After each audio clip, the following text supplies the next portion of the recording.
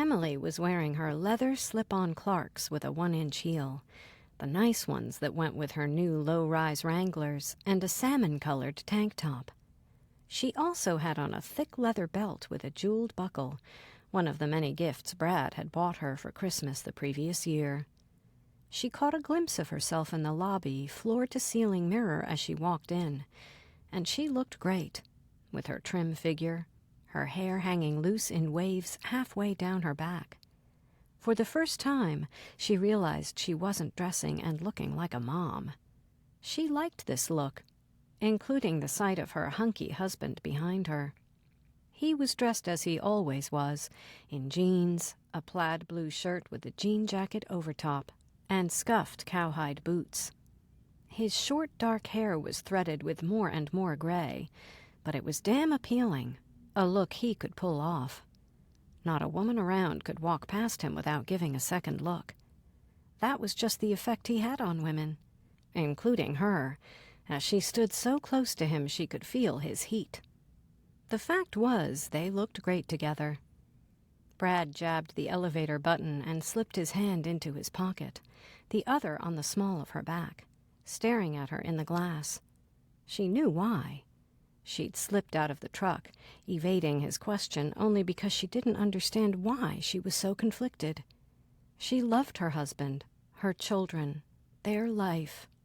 Brad was the love of her life, and being with him, being loved by him, was beyond anything she could have ever imagined. At times, she still wondered how she'd gotten so lucky as to find someone like him. Even though there were days the man tested her patience, her sound reasoning, she wouldn't have traded a moment of it for anything. The seconds ticked on, and he was still watching her with those amazing eyes, filled with such heat, love, and deep emotion. They hid that part of himself that he shared with no one but her, and she knew that holding things back from him was pointless, as he seemed to be waiting her out.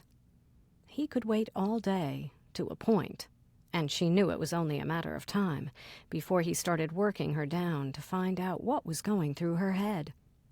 That would be when the fight started, though their fights always ended with her whimpering under him. Thankfully, the elevator dinged and she stepped in, him right behind her, and jabbed the button to the second floor. His arm slid around her. "We need to discuss this, Em. I don't like seeing you like this." Damn him. He could be so persuasive. She leaned back, needing him more than before. The door opened, and she had to let out a breath as Brad slid his hand over her ass, squeezing it as if he knew exactly what she was thinking. Then he patted her butt. "Come on, let's go." She moved out of the elevator. He was right behind her. "Brad, could you stop? I don't want to discuss this anymore. Not right now. I just want to get this doctor's visit over with." She hoped Brad would be sidetracked and let it drop. All her unresolved issues.